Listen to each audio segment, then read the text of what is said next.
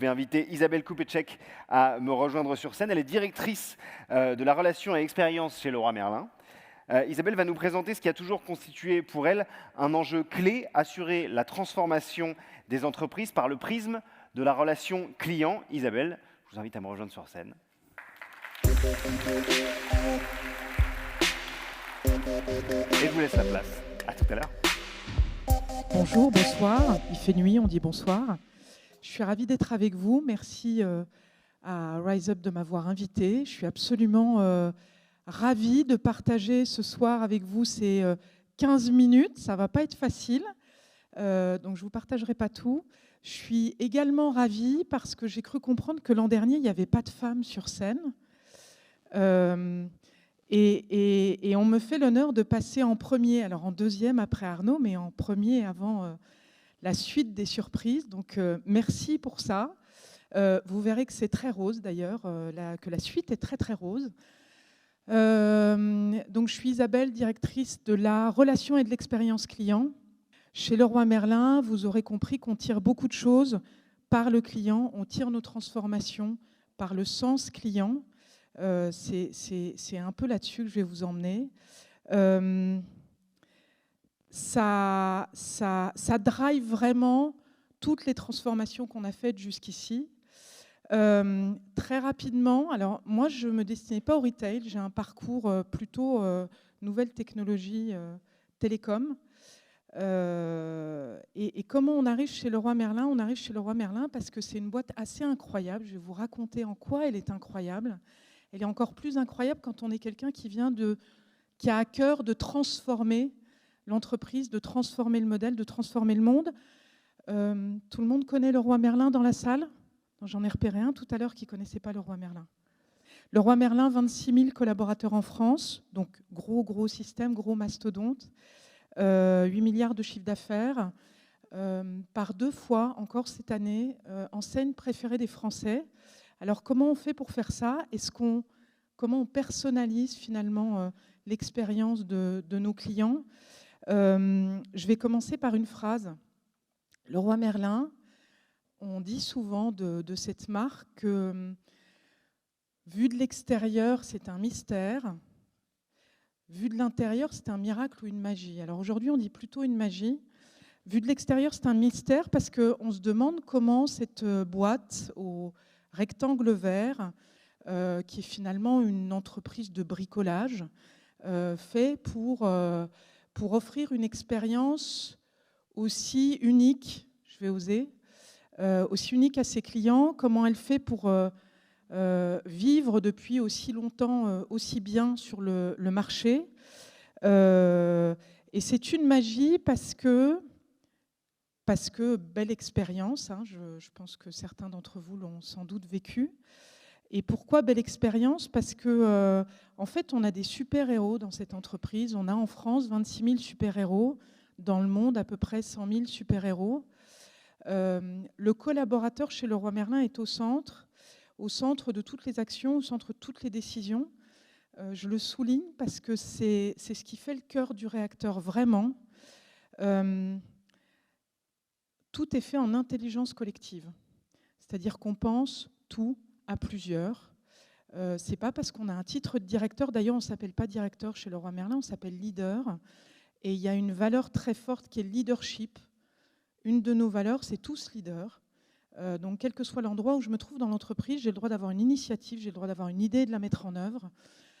J'ai le droit de faire avancer l'entreprise si je pense que c'est légitime. Et on croit beaucoup au fait qu'un cerveau plus un cerveau font beaucoup de cerveau, beaucoup d'efficience et beaucoup de magie.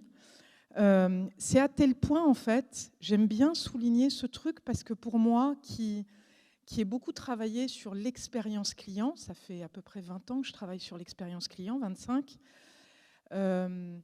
qui travaille énormément sur l'engagement collaborateur, parce que quand on travaille au service du client depuis beaucoup d'années, voire quelques décennies, à un moment donné, on est obligé de croire en l'humain qui fait beaucoup l'expérience client, encore plus quand vous êtes chez un retailer physique. Je laisserai la place à un retailer beaucoup plus digital que nous. Vous parlez de la magie du digital. Même la vision de l'entreprise a été construite avec et par les collaborateurs. Et quand je dis avec et par les collaborateurs, c'est avec et par 26 000 collaborateurs. Donc la magie vient aussi du fait que, avec tous les collaborateurs, on est plus fort et chaque collaborateur, même à l'arrière du magasin, même en centre d'appel dans mes équipes, chacun a sa place pour construire le modèle. Et c'est ce qui explique que le modèle tourne toujours, même après Covid, même en pleine crise. On subit dans ce monde-là toutes les crises qui sont en train de passer. On subit fortement ce qui se passe à l'est de l'Europe aujourd'hui. On a subi évidemment le Covid, on subit le prix des matières premières et pourtant ça marche et ça continue de marcher, ça continue de très bien marcher. Le cœur du réacteur sont les collaborateurs et l'intelligence collective. Deuxième cœur du réacteur, et là on va aller un peu plus vers la transformation, la magie de la transformation et la personnalisation. Et c'est intéressant ce que disait Arnaud sur les parcours personnalisés de learning, d'apprentissage et de développement. On écoute beaucoup nos collaborateurs, vous l'aurez compris, je ne reviens pas dessus, mais vraiment on écoute beaucoup nos collaborateurs. On mesure leur niveau d'engagement, on mesure leurs irritants. Je fais toujours un parallèle entre les irritants clients et les irritants des collaborateurs au plus près du client. On écoute beaucoup les clients et les collaborateurs et on en tire à froid, à chaud, à tiède sur des parcours complets. Et quand on est en formation, on est beaucoup axé sur des parcours complets. On écoute ce que voit le client et ce que voient nos collaborateurs. Ce qui marche bien, ce qu'on fait super bien, parce que ça, il faut capitaliser dessus, il faut le garder, notamment en période de transformation où ça peut être difficile. Je ne vous ai pas sorti la courbe de transformation, le bas de la courbe qui est parfois difficile à passer, long à passer. Donc on capitalise sur ce qui marche bien et évidemment on va craquer les irritants. J'ai beaucoup appris au plus près d'Apple l'expérience client. J'ai eu cette chance de lancer l'iPhone en 2009 pour SFR. On écoute le client et à partir de là, on va en tirer toute la matière pour créer ce que j'appelle l'amélioration continue, qui est sans doute ce que vous utilisez chez RiseUp pour améliorer vos parcours de learning et développement. Petite boucle, je rappelle le client pour, on va dire, tuer l'insatisfaction, c'est pas très joli, limiter l'insatisfaction. Un chiffre, quand vous rappelez et quand vous prenez soin de 100% des clients qui ont été identifiés comme insatisfaits ou en verbatim négatif, vous en réengagez, vous en satisfaisez naturellement 75% et vous rendez à nouveau promoteur 60% des 100 qui étaient initialement insatisfaits. Donc clé, les écouter et leur parler, rester en lien avec eux. Et puis deuxième boucle, la grande boucle, ce qu'on appelle la grande boucle dans le close the loop, c'est améliorer en continu à partir de ce que les clients nous ont raconté, à partir de leur verbatim, à partir des échanges qu'on a avec eux. Ça nous permet d'encore mieux personnaliser les services et les produits qu'on offre aux clients. On parle de personnalisation beaucoup dans cette soirée. Juste un chiffre, 80% des clients de différentes marques souhaitent et resteront fidèles à une marque. Et je pense que c'est assez vrai aussi dans le B2B, resteront fidèles à une marque à partir du moment où on personnalise, où on hyper-personnalise la relation. Alors, je vous parlais des super-héros de Leroy Merlin tout à l'heure. Nous, on a une force, c'est qu'on est... le premier étage de personnalisation, il est très humain, vous l'aurez compris. Pour ceux qui sont allés, qui ont eu des relations avec Leroy Merlin, qui sont allés dans un magasin Leroy Merlin, Leroy Merlin, depuis des années, a toujours parié sur l'humain. Vous trouverez toujours un humain, vous trouverez toujours quelqu'un dans les rayons pour vous aider et vous conseiller. Et ça tombe bien parce que notre force, c'est on est plutôt compétent dans notre métier. On n'a pas poussé le modèle comme Decathlon jusqu'à avoir des sportifs de haut niveau par rayon. Et puis c'était plus dur au rayon vis et boulons. Mais vous avez des hyper spécialistes dans chacun des rayons. Donc on est compétent et en plus il paraît qu'on est sympa, ce que nous disent nos clients. Donc la personnalisation chez nous, elle commence vraiment par le physique, le contact et la capacité de l'humain à créer cette relation hyper personnalisée. Je le dis parce qu'on oublie souvent dans notre monde hyper digitalisé, et je laisserai les présentations suivantes vous parler de la personnalisation au travers de la digitalisation. On oublie souvent l'aspect humain. L'humain fait beaucoup dans la personnalisation de la relation, fait beaucoup dans la connivence qu'on peut créer dans la relation. Et en tout cas, c'est le pari qu'a fait Leroy Merlin. Autre statistique sur laquelle je m'appuie beaucoup en tant que patron de l'expérience client, c'est que 20% des clients qui auront une expérience défavorable ou négative avec votre marque vous quitteront. Une expérience négative, 60% si ça se renouvelle. C'est clé. C'est encore plus clé chez RiseUp quand vous êtes sur des logiques de learning, de développement qui touchent l'humain et sur lequel vous allez à la fois avoir à satisfaire votre client, mais aussi l'utilisateur de vos parcours de développement et de formation. Donc clairement, même combat pour tous, quel que soit le domaine, qu'on soit en B2B, en B2C. Qui sont les concurrents de Leroy Merlin, à votre avis? Casto, Kingfisher, Mano Mano. Eh bien, en fait, chez Leroy Merlin, on ne considère plus que Castorama est notre concurrent. On ne considère plus que Monsieur Bricolage est concurrent. Nos vrais concurrents, c'est Amazon. Alors, je ne vais pas vous en parler beaucoup parce qu'on a un spécialiste dans la salle qui va vous en parler. Clairement, notre vrai concurrent, c'est Amazon. Mano Mano, je l'ai entendu. Pourquoi? Parce que c'est devenu la référence en matière d'expérience client et de livraison. Alors, sur l'expérience client, je suis d'accord, on peut en discuter. Est-ce qu'on est sur les basiques ou ils sont d'une efficacité redoutable? En tout cas, sur la partie logistique, flux, gestion de flux, qui est notre métier de base, c'est le vrai standard pour nous. Et nos clients, mais vos clients aussi, en fait, leur référentiel, c'est ça. C'est-à-dire que j'ai affaire à mon assureur, que j'ai affaire à Leroy Merlin, que j'ai affaire à mon organisme de formation. Je veux que ça soit exactement comme avec Amazon, c'est-à-dire fluide, simple et sans emmerde.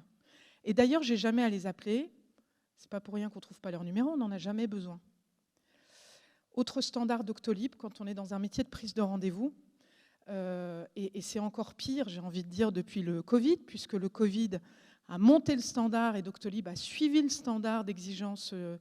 Ils y sont allés très vite. Donc clairement, les standards, ils sont là. Et c'est là-dessus qu'il faut qu'on se batte. Et donc, c'est là-dessus qu'est l'enjeu d'hyper-personnalisation. Alors, je vais aller très vite parce qu'on a monté tout un programme expérience client dont je ne vous parlerai pas aujourd'hui, mais qui porte notre transformation, qui a encore, lui aussi, tout comme la vision, été co-construit avec tous nos collaborateurs, avec des parties prenantes. On travaille beaucoup avec des artisans et avec des tiers parties prenantes, avec nos clients. Donc je veux vous dire par là qu'il y a beaucoup de choses dans la transformation chez Leroy Merlin qui se gèrent et qui se créent en intelligence collective. C'est vraiment les hommes qui font la transformation. Alors on a un axe, c'est l'hyper-simplicité. Je vous ai parlé d'Amazon. Donc l'hyper-simplicité, ça c'est on est bon sur la connivence, on est bon sur la compétence de notre cœur métier. On pousse encore pour aller encore plus loin dans la différenciation. On a choisi aussi de se transformer au travers de choses qu'on fait très bien. Sur l'hypersimplicité, on a à apprendre. On a à apprendre notamment d'Amazon et des pure players du marché. Le véritable enjeu, ça reste la data, notamment sur la personnalisation. Clairement, ça reste la data, parce qu'encore une fois, on a des standards qui ont été déplacés et qui sont hyper exigeants, et des clients qui veulent la même chose que ce qui se passe chez Amazon, chez Doctolib, chez Sarenza. J'aime bien parler de Sarenza parce que Sarenza, j'étais passée par l'assurance et on me disait « Ouais, mais c'est moins compliqué que nous, Sarenza. » Ouais, mais votre client, il s'en fout en fait, qu'il soit en B2B ou B2C. Il veut que ça soit pareil, il veut que ça soit aussi simple. Et il se fout de savoir si c'est compliqué chez vous, si c'est des longs parcours de formation. Il veut que ça soit aussi simple et aussi fluide. Donc très rapidement, vous aurez compris que l'humain est très au cœur de notre stratégie et de nos transfos. Donc on a un vrai sujet dans la création de valeur et la transformation liée au pouvoir du local, ce qu'on appelle le pouvoir du local, la capacité de prendre des initiatives en local. L'autre sujet dont j'ai envie de vous parler très vite et qui va croiser avec la personnalisation, c'est l'anticipation. On ne laisse plus nos clients deviner quand est-ce qu'ils seront livrés quand on est en retard. On les appelle, par exemple. Donc, on a tout un dispositif de prévention et de prévenance. Vision 360. Donc là, on va aller dans l'hyper-personnalisation. À chaque fois qu'on va vous contacter ou vous allez nous contacter, on sait exactement par où vous êtes passé, par quel chemin vous avez pris avant d'arriver à nous, avant d'arriver à un collaborateur en magasin ou à un collaborateur en ligne ou par téléphone.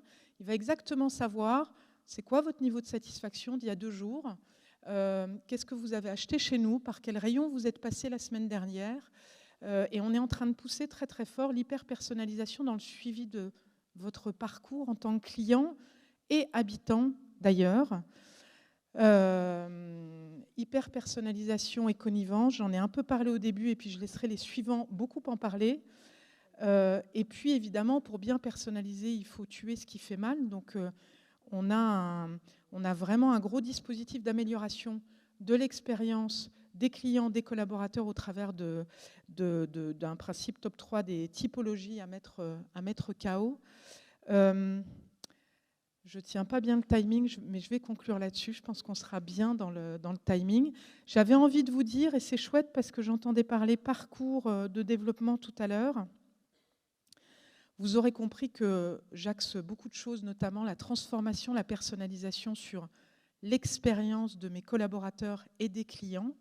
Vous avez un chouette métier, vous ne vendez pas des épluches légumes. Et ça, c'est hyper intéressant à travailler parce que vous êtes aussi sur des parcours, vous êtes sur des parcours de clients, mais sur des parcours de développement et de formation. Et dans l'hyper-personnalisation, il y a plein d'endroits où vous pouvez commencer à travailler sans vous dire le job est colossal. Vous pouvez commencer, je crois qu'il y aura des exemples très pertinents et très frappants après moi. Commencez par des moments clés qui vous semblent être les moments les plus faciles ou les plus importants ou les plus marquants pour vos clients et utilisateurs à travailler. Encore une fois, vous avez une chance. Vous ne vendez pas des épluches légumes, donc il y a un énorme truc à travailler là-dessus. Merci.